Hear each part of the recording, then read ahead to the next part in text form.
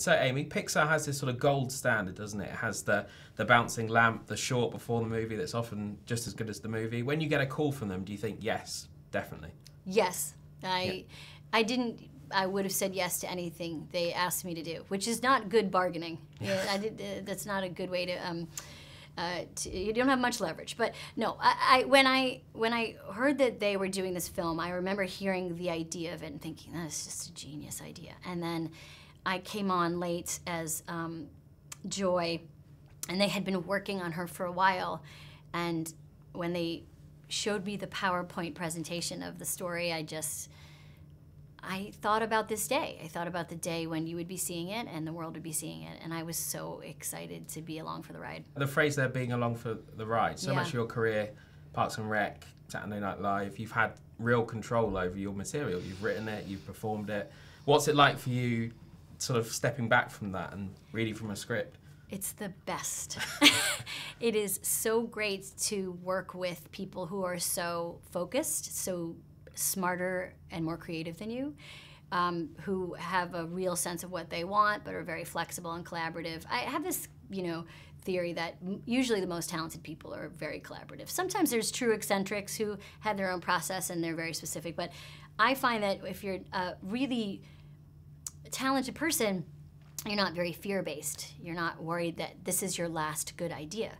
And Pixar proved to be this place that felt very alive and you could contribute. But that being said, I really just kind of sat back and I was a small part of the big machine and loved every minute of it being taken care of in that way. We know that Pixar isn't very fear-based, as you just put it there. You signed up to play a character called Joy, who, by the definition of the movie, hasn't got any fear either. That's the whole point of the film. What's it like to be told that you're the person to encapsulate happiness? But on one side, great, that's you, with your big grin and everything. But secondly, is it really bad because if you're relentlessly happy in life, you want to sort of smack someone in the mouth? Yeah, that was the challenge, was how do we modulate this character so she doesn't drive you crazy? And I'm hoping that we did that. I don't know, there might be some people that disagree, but I think we found a way to figure out her journey. So she, just like Riley, has to learn how to slow down, stay in the moment, feel feelings. The emotions have emotions in this film, which is really cool. But we have to figure out how to get the comedy out of her, and she has a lot of work to do in the film to kind of explain the story. And yeah, it was just good direction and good writing and just trusting that. When you've got a concept like this, you've said it's genius already, and it is genius in many respects, because so many people have tried to define what's inside the human brain, like doctors, philosophers, but here Pixar does it with a bunch of brightly coloured marbles, but it just kind of works, doesn't it? I mean, were you amazed by sort of how simple they made the brain look?